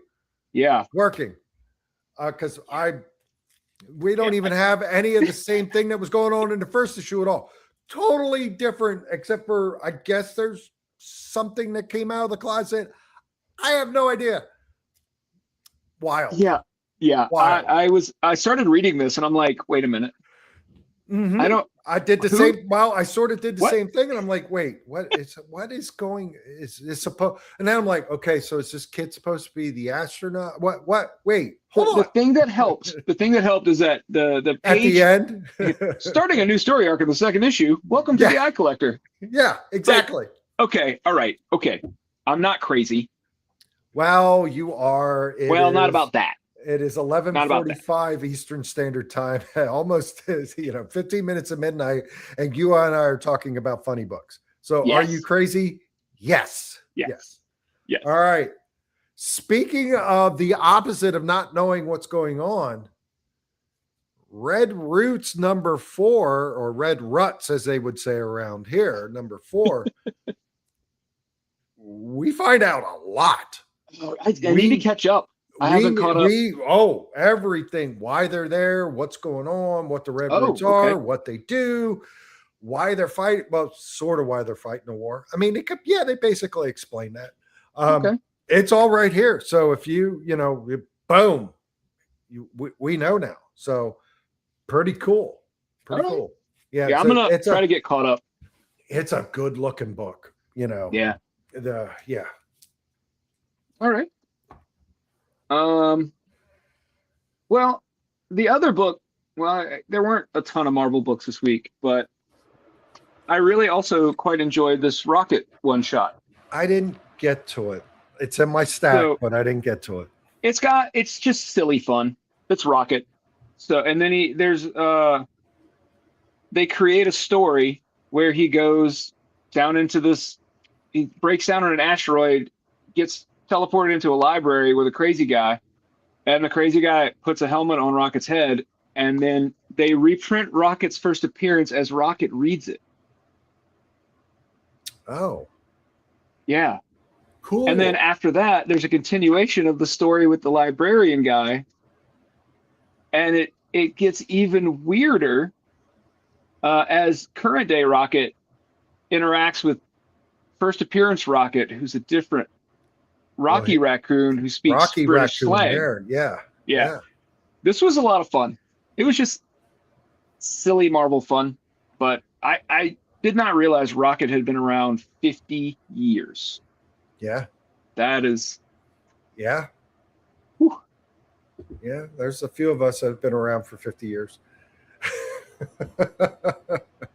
A few of us. The number gets less, but anyway. Only the Savage are left. Yeah, I really like the first issue, and this does a really good job. There. Oh boy, what an ending on this issue. This really, I kind of had this thought a couple weeks ago that Feral sort of feels like a spiritual successor to Walking Dead. But this could also fill that void. If you're missing a Walking Dead survival story, this is a good one. Yeah. Very well done. Yeah. If you don't want to, the stellar approach of 25 issues of Feral, if you don't want that, because, I'm just saying, they're not comparable yet because we've got 25 issues of Feral and we've got 2 Stray Dogs miniseries. So that book has a bit of a pedigree, if you will. I like it. I like it. But I think if this continues at this level of quality, it could, if it gets that many issues, it could be a contender. All right. So Tommy, I mean, it's a chunky size episode, very chunky size interview today. Yes. I am out of chunky size books. Okay. So well, I've still got a chunky. Well, let's do some rapid fire because we're running out of time, and I got one thing I want to talk to you about. All right, easy peasy. Patron, new book from Ignition. I think we all know how I feel about Ignition. Yes. This is yet another book. Love them. I love them. This is yet another horror book. It is a very terrifying premise where a guy who is one of those movers and shakers in the art world is like, hey, I saw your art. I like it. And I can help you. And you get them a gallery show. And then the night of their gallery show, they get murdered. And now their art's worth a whole lot more. Yeah. That's what happens. Yeah. It's an interesting premise. It's kind of like insider stock trading. Yes. Yes. In the art world. So this is Christian Ward and John J. Pearson. And Pearson's art style looks very familiar to me. So I think I have read other things that he's done. I just can't place what they are. It's got a little bit of the vibe of The Crow, the original series from way back in the day. Yeah. Another good horror book from our friends at Ignition Press. I did read a little more than half a manga. And the reason that I was so late getting in to because I was reading this and I lost track of time. I'm like, we're in. Yeah, like I get a was text in from Paul. before He's I like, was. "We're in," and I was like, "Oh no, like 5 minutes." It's the first volume of a book called Luca the Dragon Vet, and it's about young women who are trying to get into specifically dragon veterinary school. Okay. And the types of dragons they have, like there's one or two types that look like a traditional dragon, like you would think of. And one of them looks like a big yak or something. And like one of them's like a big dog, which is part of the plot in one of the grosser, we've got to go be veterinarian kind of thing.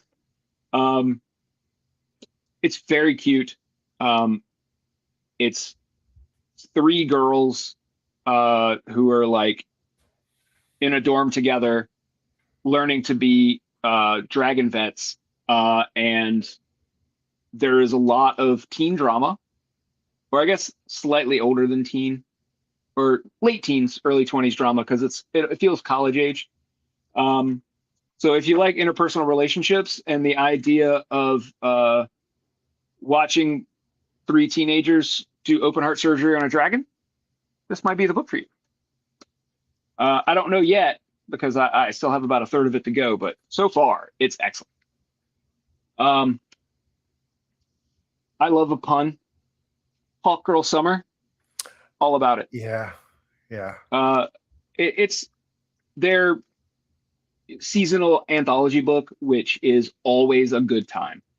And with this being a 5th week and DC books being so light, this is a perfect week to throw this out there. Yes. There's a really fun Bat Family story with Jason Todd and just being a jerk all the time. And that's his love language. What? That's his love language. That's how he shows he cares. Oh. He acts like a jerk. They don't say that explicitly, but okay.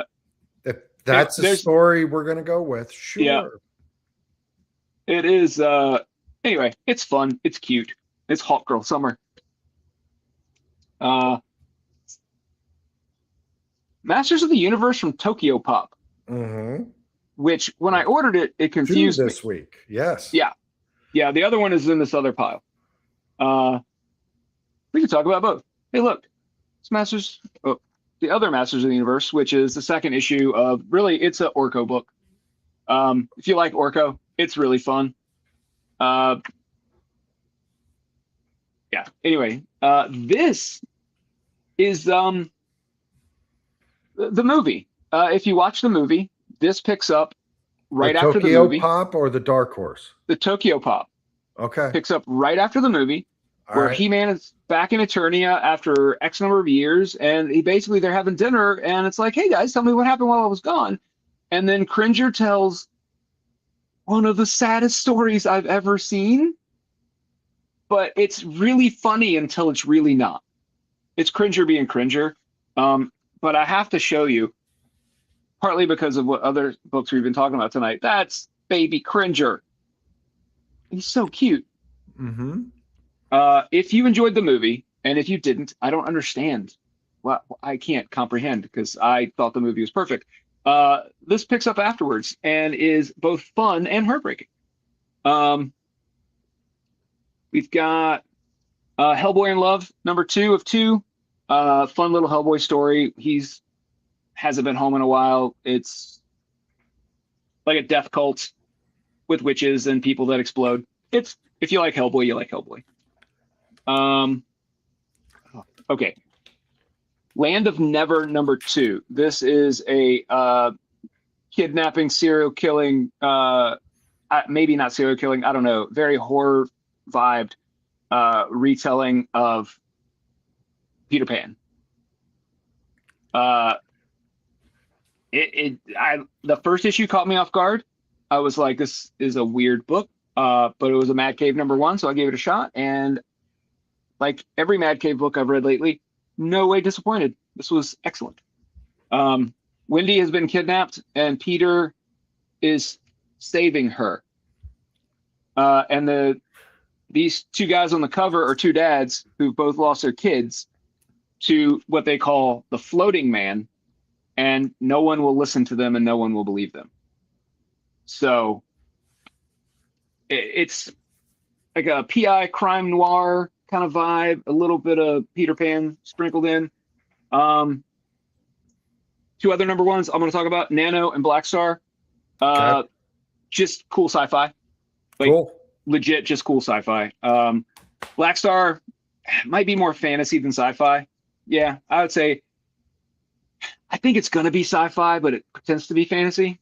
And then Nano, I had no idea what's happening in this. It's Matt Kent. It's huge. It looks chunky. It is chunky, and it's very pretty. Okay. All right. We are almost getting down to the there. wire. I We're have getting there. 3. All right. So, All right, Tommy, I got to talk to you. Okay. All right. We'll skip I gotta those talk to last you, 3. Talk to me, Paul. We have a Comics Pro meeting next year. We do. We're back in Cali. Yeah. I was really hoping to drive to this one. Me too, because my plane on the way back was not a great experience.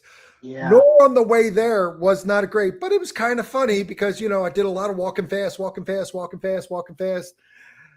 And then I had to run because they were doing last call boarding and I barely made it. And then Kyle's like, "You made really good time." I said, "Thanks, Kyle." And I looked into airfare already. Just curious. Guess what? Yeah. Prices be up. Yeah. They be way up. I was man, oh days. Yeah. But and we also we're gonna maybe have a new board of directors at that meeting. Yeah. Well, at least we'll have the heart and soul of the organization stepping down after 12 years. That is yeah. So that was some sort of shocking news, but I understand. I mean, you run a store, running a store is more than a full-time job. And then basically overseeing Comics Pro is like another full-time job. Well, and I think with the thing with Comics Pro is it is now grown so much because something had to fill the void left by Diamond. We don't have the retailer summits. We don't have where everybody's getting together, and Comics Pro is a little bit, filling in that void. And that's when we have a packed San Diego Comic-Con retailer day. New York last year was jammed. I had a conversation with Kyle today, and I said, "Look, New York, as much as I loved it the first year they did it, and they were a part of it. Like last year, I needed a nap. It was like 4 days of Comics Pro in one day, and there was a lot going on. I don't think I ever saw Morgan Perry talk as fast as she did. Like she was like the speed guy from the Matchbox commercials, and the talk. She was like that, and didn't take a breath, and it was like, oh my God, Morgan, Yeah. So it's crazy. But anyway, you and I will have much to discuss about. Yeah. Next week, we got another big show. Yeah. We got some guests coming up, Brian and Brendan Frame, who have Cheryl Locke Holmes coming out. So we will talk with them next week. And I'm sure a ton of books to also discuss next week. I'm sure. I haven't looked at the invoices yet, but I assume it'll be 1 billion books. And I really can't thank Trish enough for hanging out. She said yes, she that was had a incredible. great time. It was awesome. So until then, thanks for everybody watching. I know we had a big audience tonight because of Trish. So and because of all my technical difficulties. That too. Thank you very much for watching. And until next week, be good to each other.